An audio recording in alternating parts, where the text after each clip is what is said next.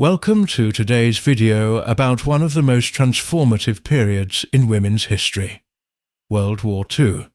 Between 1939 and 1945, millions of women stepped out of traditional roles and into positions that would forever change society's perception of what women could achieve. This is the story of courage, resilience, and the women who helped win the war. From factory floors to battlefields, from resistance networks to code-breaking rooms, women's contributions were essential to Allied victory. This wasn't just an American story or a European story, it was a global phenomenon. Women from every Allied nation contributed in remarkable ways. Today we'll explore their stories, their challenges, and their lasting legacy. By the end of this video, you'll understand why World War II was a turning point not just in military history, but in the history of women's rights and social progress. Before World War II, women's roles in most Western societies were largely confined to the domestic sphere. The expectation was that women would be homemakers, wives, and mothers. Professional careers were limited, and many jobs were simply closed to women by law or custom. Marriage often meant the end of a woman's career, as many employers had policies requiring women to resign upon marriage. While working-class women did work outside the home, their options were severely restricted. They worked as seamstresses, domestic servants, secretaries, telephone operators, or teachers. Heavy industry, engineering, military service, and most professional fields were considered exclusively male domains. Women who worked in factories faced lower wages, poor conditions, and limited advancement opportunities. The women's suffrage movement had won voting rights in many countries, but true equality remained elusive. Legal barriers prevented women from owning property in some jurisdictions, accessing credit, or serving on juries. The war would challenge these limitations in ways that peaceful advocacy alone could not. When war broke out in 1939, and especially after the United States entered in 1941, millions of men enlisted or were drafted into military service. This created an unprecedented labor crisis. Factories needed to dramatically increase production of war materials, but the workforce was disappearing into uniform. Governments launched massive propaganda campaigns to recruit women into the workforce. These campaigns used patriotic appeals, emphasizing that women's work was essential to victory and to protecting their loved ones on the front lines. The messaging was carefully crafted to make industrial work seem both patriotic and compatible with femininity. Women responded enthusiastically. In the United States alone, the female workforce increased by over 6 million between 1940 and 1945. But this wasn't simply a matter of showing up. Women needed extensive training to operate complex machinery, read technical blueprints, and master skilled trades. The scale of women's industrial mobilization was staggering. Women entered every sector of war production: aircraft manufacturing, shipbuilding, munitions, vehicle assembly, and electronics. They worked in steel mills, rubber plants, and chemical factories. By 1943, women comprised nearly 40% of all workers in American war industries. The Rosie the Riveter campaign became the symbol of American women in the workforce. This cultural icon, with her polka-dot bandana and rolled-up sleeves, represented the 6 million American women who entered the industrial workforce during the war, many for the first time. She embodied strength, capability, and patriotic duty. Women took on roles that would have been unthinkable just years before. They became welders, riveters, electricians, and mechanics. They built bombers, assembled tanks, and manufactured ammunition. These weren't easy jobs. They were physically demanding, often dangerous, and required extensive training. Women worked with heavy machinery, toxic chemicals, and at great heights on scaffolding. In American aircraft factories alone, women made up 65% of the workforce by 1943. They assembled B-17 Flying Fortresses, P-51 Mustangs, and countless other aircraft that would dominate the skies. A single B-17 bomber required over 360,000 rivets. Much of this precision work was done by women. In Britain, women formed the backbone of munitions production. These munitionettes worked long shifts, handling dangerous explosives like TNT and cordite.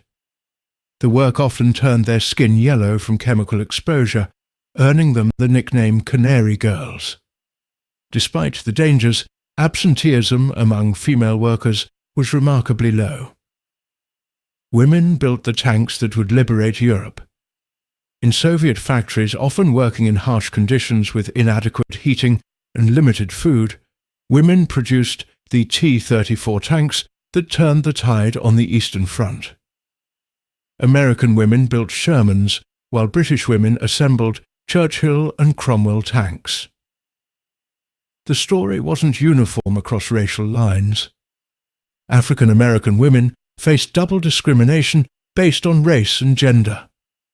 They were often relegated to the most dangerous or undesirable jobs and paid less than white women. Despite these barriers, they contributed significantly and used their wartime experience to fuel the civil rights movement that would follow. For the first time in history, women served in official military auxiliary units in large numbers. While most were not in direct combat roles in Western forces, their service was essential to military operations. They served with distinction, discipline, and courage. The United States established the Women's Army Corps, WAC, the Navy's WAVES, women accepted for volunteer emergency service, the Coast Guard's SPAs, and the Marine Corps Women's Reserve. Over 350,000 American women served in these organizations, facing rigorous training and strict military discipline. Women served as radio operators, code breakers, mechanics, drivers, and administrators. They operated anti-aircraft equipment, analyzed intelligence, plotted aircraft movements, and maintained complex aircraft engines. Their technical skills freed up men for combat duty, while ensuring military operations ran smoothly. In Britain, women served in the Auxiliary Territorial Service, ATS, the Women's Auxiliary Air Force, WAF, and the Women's Royal Naval Service, WANS. By 1943, women operated anti-aircraft batteries defending British cities from German bombers. Princess Elizabeth, the future Queen Elizabeth II, served as an ATS mechanic and driver, learning to maintain and drive military vehicles. Women Air Force Service pilots, WASPs. In the United States, flew every type of military aircraft, ferrying planes from factories to military bases, towing targets for gunnery practice, and testing newly repaired aircraft. Though not officially recognized as military personnel during the war, over 1,000 women pilots flew more than 60 million miles for the military. The Soviet Union went further than any other nation, deploying women in direct combat roles. Over 800,000 Soviet women served in the military, including snipers, tank operators, machine gunners, and pilots. They fought on equal terms with men and received the same combat training. The 588th Night Bomber Regiment, nicknamed the Night Witches by terrified German forces, was an all-female Soviet unit. These brave pilots flew over 23,000 combat missions in outdated wooden planes, dropping bombs on German positions under cover of darkness. They would cut their engines and glide silently over targets. The only sound was the wind through their wing struts, which Germans said sounded like witches' broomsticks. Soviet snipers like Lyudmila Pavlichenko became legendary. Pavlichenko was credited with 309 confirmed kills, making her one of the most successful snipers in history. She later toured the United States, becoming the first Soviet citizen received at the White House, where she challenged American complacency about women's capabilities. In occupied territories across Europe and Asia, women played crucial roles in resistance movements. They risked their lives daily to fight against fascist occupation. Women's traditional roles actually provided cover. They could move more freely than men without arousing suspicion. Women served as couriers, smuggling messages, weapons, money, and intelligence across enemy lines. They hid Allied soldiers and Jewish refugees in their homes, often for months or years. They gathered intelligence on German troop movements, fortifications, and supply lines, then transmitted it to Allied forces via clandestine radio. Women operated underground printing presses, producing false identity papers, ration cards, and resistance newspapers. This was extremely dangerous work. Discovery meant torture and execution. Yet thousands of women took on these roles, maintaining the communication networks that sustained resistance movements. Britain's Special Operations Executive, SOE, trained women as secret agents and parachuted them into occupied France, where they organized sabotage operations, coordinated resistance networks, and transmitted vital intelligence back to London. The SOE specifically recruited women because they believed women could operate more effectively undercover. Women like Nancy Wake, Virginia Hall, and Violette Szabo became legendary for their bravery. Nancy Wake, known as the White Mouse for her ability to evade capture, led 7,000 resistance fighters in France and topped the Gestapo's most wanted list. She once cycled over 500 kilometers through German checkpoints to replace codes after a German raid. Virginia Hall, an American agent working for both British SOE and American OSS, became one of the most effective Allied agents.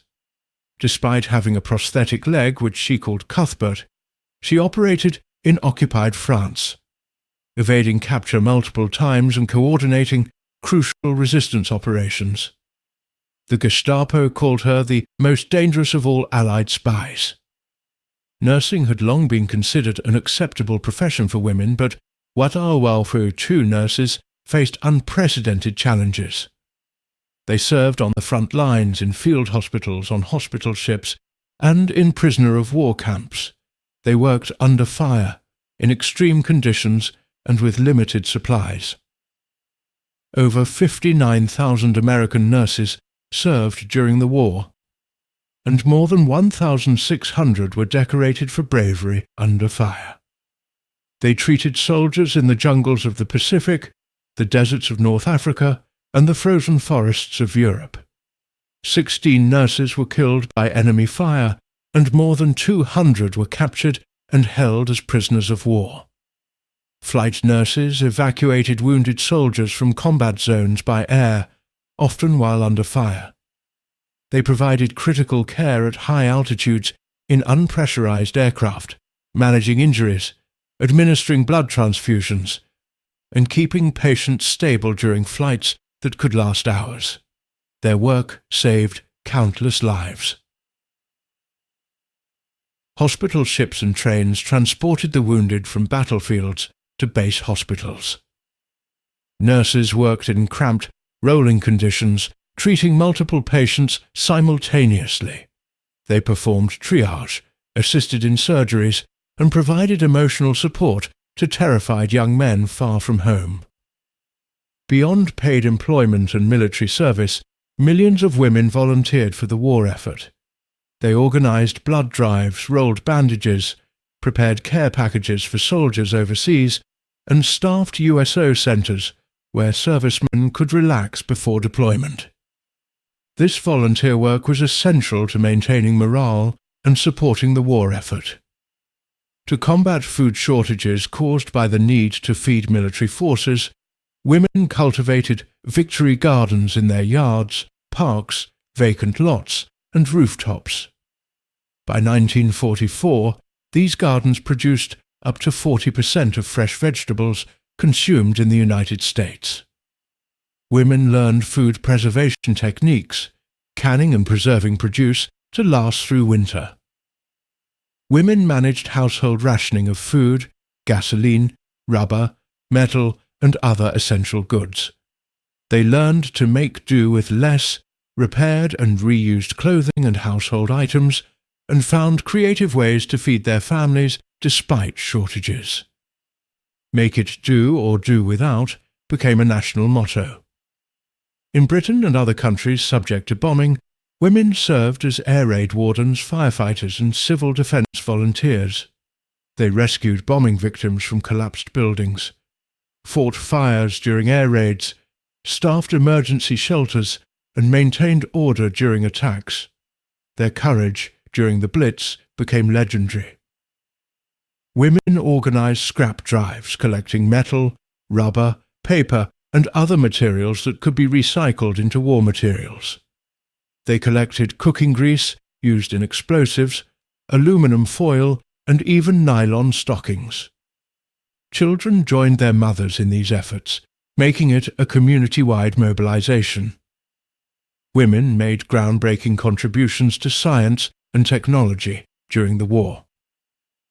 Teams of women mathematicians called computers performed complex calculations for weapons trajectory, aircraft design, and the Manhattan Project. Their mathematical precision was essential to developing new weapon systems and improving existing ones. At Bletchley Park in Britain, women comprised 75% of the workforce, breaking German codes. They operated the bomber machines that cracked the Enigma code, analysed intercepted messages, and identified patterns in enemy communications. Their work shortened the war by an estimated 2 years and saved countless lives. Hollywood actress Hedy Lamarr, also a brilliant inventor, developed a frequency hopping system for radio-guided torpedoes. Though the Navy didn't adopt it during the war, her invention laid the groundwork for modern Wi-Fi, Bluetooth, and GPS technology. She never received financial compensation for this innovation. Despite their contributions, women faced significant challenges and discrimination. They were typically paid 50 to 60% of what men earned for the same work. Union leadership often opposed women's employment.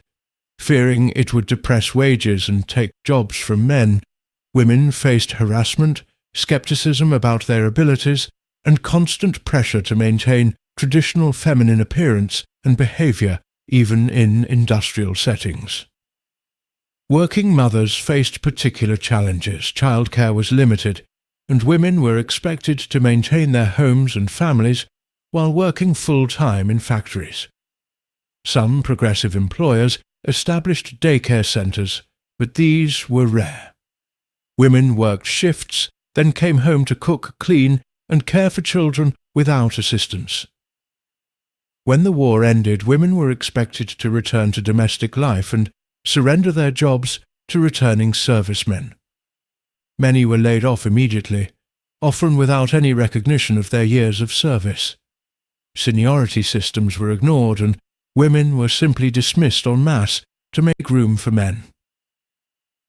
Government propaganda that had celebrated working women quickly shifted to promoting traditional domesticity.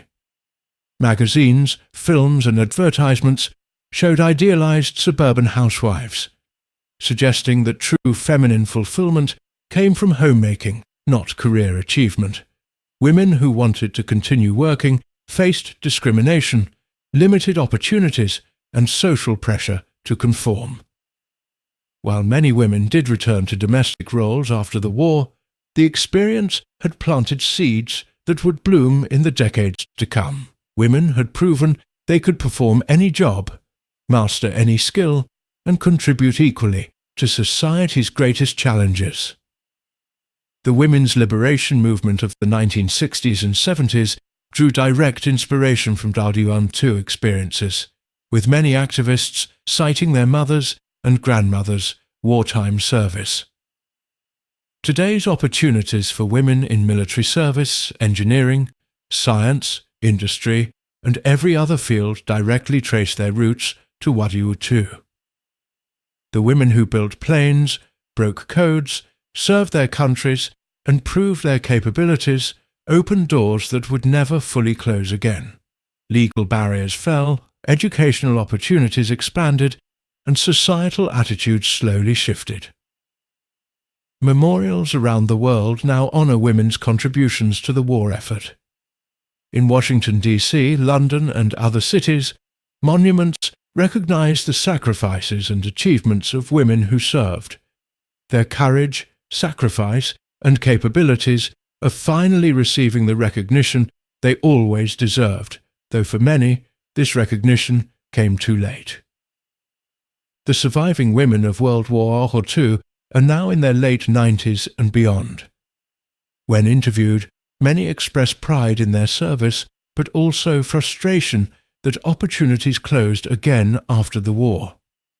They want younger generations to understand that progress is never guaranteed and must be actively defended. The women of World War II didn't just help win a war, they changed the world. Their legacy lives on in every woman who pursues her dreams without limitation, every girl who believes she can achieve anything, and every society that values women's full participation. We owe them not just gratitude, but the responsibility to continue the progress they began.